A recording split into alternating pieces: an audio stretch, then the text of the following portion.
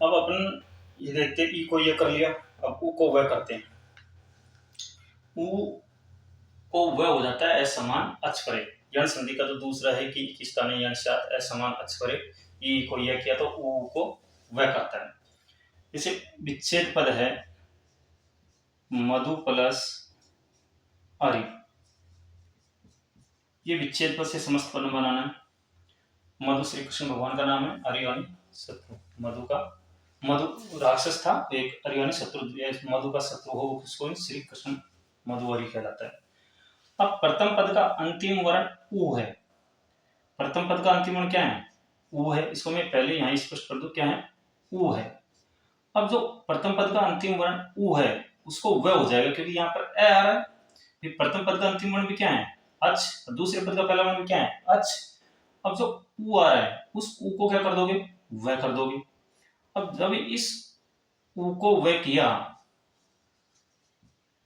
तो ये कंडीशन बन गई और ये बन गई अरे की। और जब इसको समस्त पद बनाएंगे तो समस्त पद बन जाएगा मध्यवरी। क्या बन गया? मध्यवरी। समस्त पद क्या बना? मध्यवरी। एक बार स्पष्ट करिए, मधु प्लस हरि जो विच्छेद पद था उससे समस्त पद बनता है, असमस्त पद से विच्छेद पद बनता है, सामान्य जानकारी है।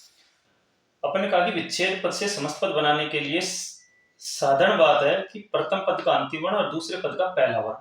अब प्रथम पद का अंतिम वर्ण धु नहीं है, ऊ है, और दूसरे पद का पहला वर्ण क्या है? अब ऊ को किस में बदल देंगे? वह में। ऊ को वह में बदल दिया, और जब मिलाएंगे तो मैं ध इनके बीच था नहीं, और ए किस में जाके मिल जाएगा? वह में। पूरा हो गया मध्यवरी। उसी प्रकार से और देखते हैं, आपने एक प्रसिद्ध उदाहरण तो देखा ही होगा, सु प्लस आगतम। इससे समझ लेते हैं, क्योंकि जो सामान्य उदाहरण जो अपन को याद रहता है उससे आसानी रहती है समझने के लिए। तो सु प्लस आगतम को देखें, जो प्रथम पद का अंतिम वर्ण क्या है? उ। भाई सु में उ की मात्रा लगी हुई है तो स क्या हो गया? आधा। और जो उ था उसको उ को किस में बदल दिया? वह में। और पीछे क्या था? आगतम। अब मिलाएंगे तो स और वह के बीच में कोई स्वर नहीं है, वह में आ के मिलेगा तो पूरा हो जाएगा, स्व हो गया, ये आपका स्वागतम हो गया। तो इस प्रकार से विच्छेद पद से समस्त पद बनते हैं, समस्त पद से विच्छेद पद बनते हैं। विशेष ध्यान रखने की बात है कि ऐसे प्रश्नों को गलत न करें, क्योंकि संधि में सामान्य प्रश्न अगर गलत हो जाते हैं तो आप लोग बहुत सारे लोगों से पीछे हो जाते हैं। संज्ञा प्रकरण, संधि हुई, छंद हुए, अलंग प्रत्यय हुए, ऐसे पार्ट रहते हैं जहां पर प्रश्न गलत नहीं होने चाहिए। 1.5 से क्वेश्चन आए और अगर मेथड के क्वेश्चन एक दो निकल जाए हाथ से तो उसमें तो कोई ज्यादा दुख होता नहीं है, वो क्या सबके साथ होता है। परंतु व्याकरण के पाठ के, साहित्य के पाठ के अगर प्रश्न गलत होते हैं और 135 से ऊपर अगर क्वेश्चन है तो वहां पर कहीं ना कहीं अपन को ऐसा लगता है कि मैं और अच्छा कर सकता था। अपन ने एक चीज देखी कि अपन ने अभी विच्छेद से समस्त पद बनाए थे, अब समस्त पद से विच्छेद पद देख लेते हैं। तरवरी। देखो ये र जो है, तरवरी, जो र ऊपर छिड़ रहा है, ये र देखा जाए तो इस प्रकार से ये समस्त पद था।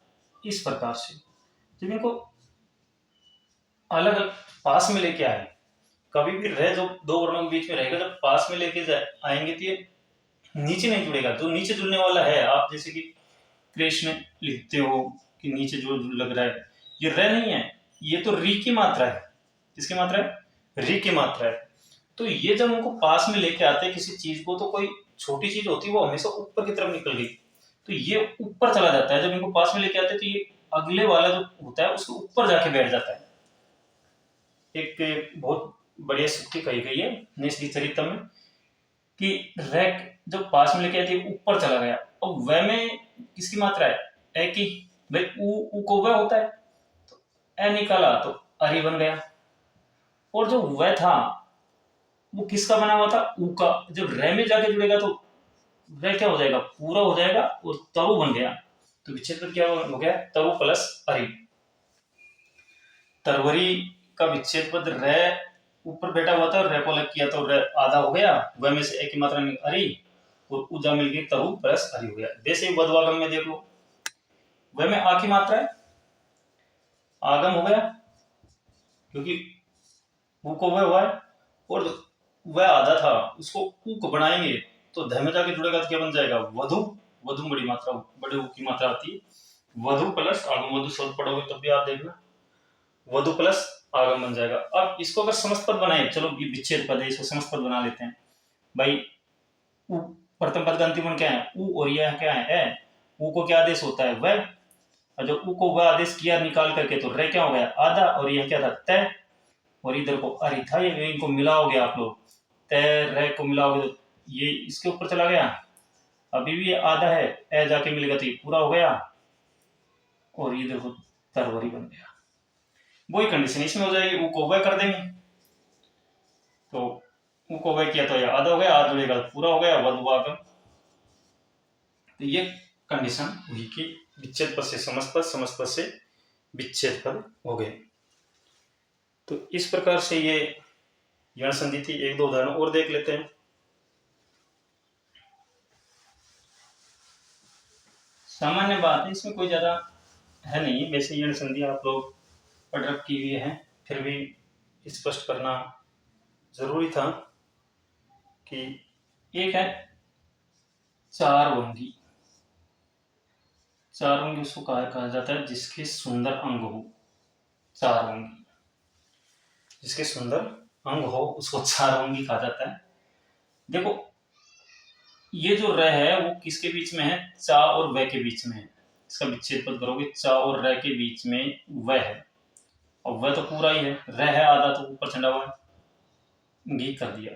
कहने का मतलब ये था, मैं एक सामान्य रूप से बता रहा हूँ, चार होंगे इस प्रकार से लिखा हुआ था, इस प्रकार से लिखोगे तब भी सही है, उस प्रकार से लिखोगे तब भी सही है। अब वह में ऊ की मात्रा निकालोगे, वह में किसकी मात्रा लगी हुई है, ए की, वह में किसकी लगी हुई है, ए की, तो अंगी हो गया। अब वह हो गया आधा, वह हो गया आधा, अब वह आधा हो गया, ये कंडीशन हो गई। अब वह को ऊ में बदल जाएगा, वह आदेश किसको हुआ है, ऊ को, तो रे में जाके मिलेगा तो क्या बन गया, चारू प्लस अंगी। मेरे हिसाब से आप लोगों की बात समझ में आ गई होगी। जैसे चार अंगी है कि विच्छेद, चार अंगी का विच्छेद क्या होगा, चारू प्लस अंगी। वह ऊ में रे में जाके मिलेगा, वो हो गया, वह में से ए निकला और क्या बन गया, अंगी।